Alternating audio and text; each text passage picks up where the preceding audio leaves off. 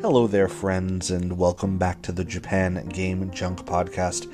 And today I'll explain a bit about going through Koga City of Ibaraki Prefecture.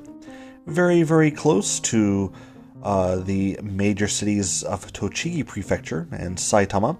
It's on a line that connects Tokyo through to the northern part of the country, and is the only part of Ibaraki Prefecture to be part of that line, the Tohoku line. But yeah, it is not such a huge place in itself, and not the kind of place where you might go unless you're already in the area. But it also has one of the more minor branches of the Surugaya store. It is part of a shopping center called the Akayama Joy Shopping Center, which is about 30 minutes on foot from Koga Station. I haven't done it myself, I just drive there, but yeah, it's a couple of kilometers away, it looks like, through winding streets. And the store itself is a combination of Surugaya and Body Q, which is a kind of a hobby store. But they both have the same register. So, on this day, just describe a bit of what I could find. The first thing that I found from the Body Q was someone was selling some of their old, looks like mid-90s American interesting memorabilia, I don't know. So there are about 20 different huge calendars of Star Trek series from 1995 and 1996, these wall calendars, which is weird. And also American comic books, and of them, I picked up the first issue of the Star Trek Next Generation comic book series for 150 yen, about $1. And I used to like comics, so hey, I'll give it a shot. Also liked Star Trek The Next Generation, I gave it a shot. Anyway, picked that up and then went into the Surugaya store itself. And there, honestly, wasn't so much that was for the pickings today. I did pick up 5 games for 1,000 yen. They have a huge section of what are called, it's the junk games, but the unlabeled games, so they have no price tag on them, and anything with a price tag is 300 yen plus tax, but if you get 5 of them, then it's 1,000 yen. So I picked up two Xbox 360 games, a 3DS game, and a couple of PlayStation games today. Nothing too fancy, maybe there's a video on them in the future on the YouTube channel. But yeah, that's all I got there, that and the comic book, but I did see quite a few things that might be of interest for those who are interested in this kind of thing. Now, this place itself, not so big on the cheaper retro titles, not so much variance in modern titles as well, kind of a low selection there. This place was very, very huge on like animation stuff and hobby stuff, not so much with game stuff. Also used DVDs, quite a number of those as well. But there were some things there, retro game-wise, that were pretty interesting. Starting off, for the 3DO, the Killing Time game. Now, Killing Time for 3DO was one of the better games, the shooter game there. And it's a game that I've enjoyed playing quite a bit over the years. But it's actually the Japanese version, very, very expensive usually. This version in very good condition was 6,980 yen. And I've never seen it for less than about 10,000, so that's quite a bit better than what I thought. So, Killing Time for 3DO would be a good buy there if that's what you're looking for in person. Also, something I saw that was wistful was a Game Gear battery pack that was still in the box for 2,090 yen. And that's something that's kind of hard to find these days, obviously. Most people won't be using the battery pack for almost anything. People aren't going to be carrying their Game Gears around for hours at a time. Usually you'll play that at home, right? But yeah, it was wistful because it reminded me of my time when I saved up all my money to get a Game Gear when I was in elementary school. And I thought that I could just use the battery pack and not have to pay for batteries forever. So I did. I got the Game Gear system with Sonic 2 included, and I got the battery pack, and I got home and put the battery pack in, and it worked for about 3 seconds. Turns out you need to have the official AC adapter to power up and use the battery pack. So in the end, I actually never ever used any batteries in my Game Gear. I had to get the AC adapter the next week, and I only played that way. But when I saw that boxed battery pack, that brought me back to a memory from childhood. So yeah, I haven't seen one of those very often here, and there you go. It's 2,090 yen. So use it for your Game Gear, I guess. Next was the most interesting thing I've seen in a long time. I didn't get to see the title of it because the price tag was covering the title, but as you may or may not know, Japan has what is maybe it's a cultural thing. Some people may call it a problem, but yeah, it's kind of easy for high school girls to work as prostitutes in Japan. So, not to say it's something I've ever partaken, of course, but it's kind of common knowledge enough to where everyone knows about it.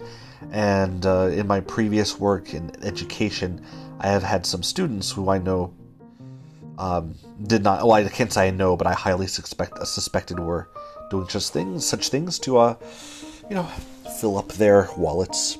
Anyway, this was the craziest thing I've seen for the Saturn ever, and I've seen some crazy stuff.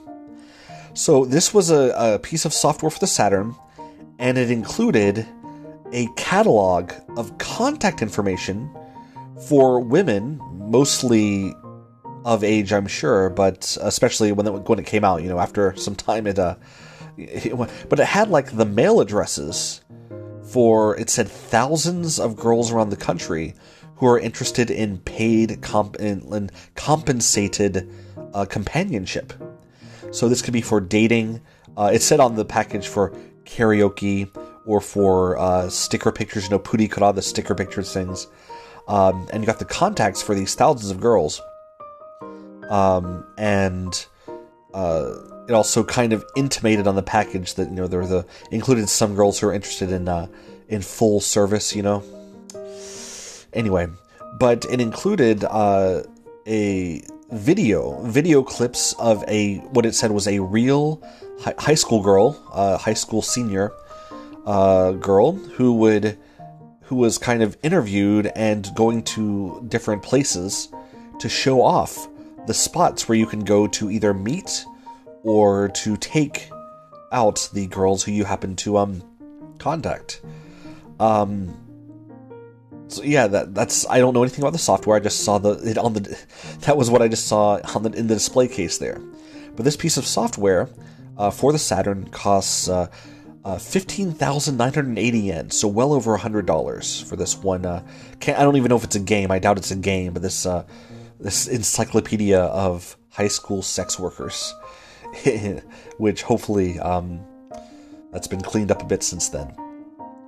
And even if you got the game these days, well, all the girls in there, they would have to be, even assuming the most criminally young, they would all have to be older than me by a number of years, so they'd all probably be either in their 50s or close to it now, every girl in there. So if they've kept the same phone number for 25 years, or 30 years almost, then yeah, go ahead and give them a call. Pick up that piece of software for 16,000 yen and have at it. Next to note in the store, in the Akayama Joy Koga Surugaya store, was that they had quite a number of 32X games in box.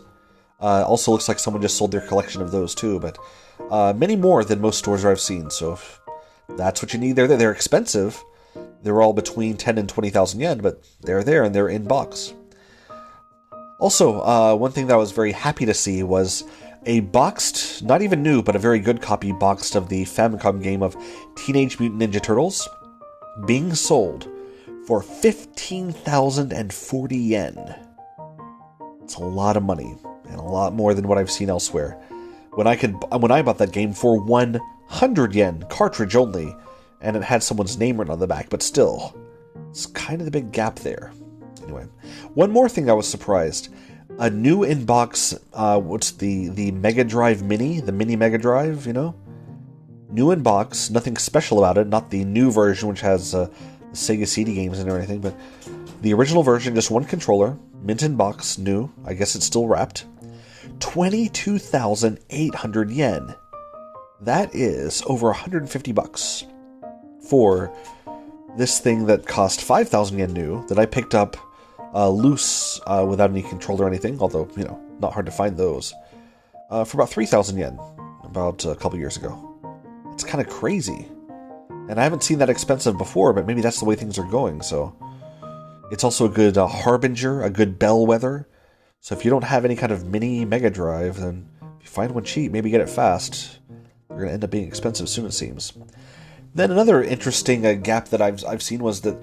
I can't remember the name of it now, but it's a game I already had on 3DO, but I found it again in the store.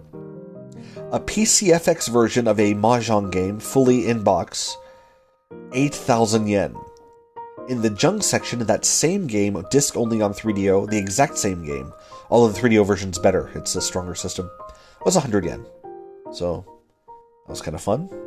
And then the most expensive thing I saw in the store, a Neo Geo game, not even new, but complete in box, called Waku Waku 7. I'm sure it must be rare. I'm sure it must be great. But it was 382,500 yen. When the yen's at its normal rate and not in its inflation interested up right now, the low interest, high inflation yen, the economically depressed yen as it is right now, pretty much always it's over $3,000 for this one game. So if you're in Japan, you can choose either this game or usually about the cost of almost everyone's first used car in Japan. Wow. I mean, if I could get it, I'd want it just because it is so obviously rare and sought after, but it's a lot of money, it's a lot of scratch for one single cartridge. Even if the cartridge is Neo Geo, which is a huge cartridge. So anyway, those are some of the things I saw at Akayama Joy's Koga's Surugaya store. It was still fun to look around in there. I've gotten quite a few good things in there before, at very good prices. It's a good place to check, but even if you're comfortable with walking that far from the station, if you're not in the area, it's kind of far out there. Even if you're in the Tokyo metro area, it's not even a fast route to get there. So I don't know. If you really, really want to go to the store, look it up, and then maybe look at other things that you want in that area. But yeah, there's really not so much unless you know that that's where you're going. But on the way back, I did go by maybe the least interesting hard-off to anyone who might hear this. So I did go by the Koga City hard-off store. I have found some things there before, but really for retro stuff, they're really not so good. High prices, low selection for most systems. And one more thing is that it closes at 7 p.m. It's the only one I know of in Kanto that closes at 7 p.m., and I didn't know that until today, when I went by there at about 6:50 p.m. on my way home from the Akayama Joy. So, yeah, I ran through there for a few minutes, found nothing, as I have not found much there the past few visits I've had, and yeah, far away from any station, you gotta drive there, and it's not worth going. So, bit of bonus information, if you are going to various hard-offs around the Kanto area, it's not worth the journey to Koga City for the hard-off that's there, which is on a main thoroughfare road, not near a train station. So, Koga in Ibaraki is a great little town. It's got lots of charm to it, and very good access to Tokyo or to Tochigi prefectures, or to the northern part of the country on train. And it's good for lifestyle, but for the retro game searcher, maybe not the best place. In the area, definitely check out Surugaya. Not worth going too hard off. And that's it. Koga. It's a place in Ibaraki, and it's a place that you probably know a bit more about now. Thanks so much for listening, and have a wonderful, incredible, amazing day, and my deep appreciation for your time. Thank you again.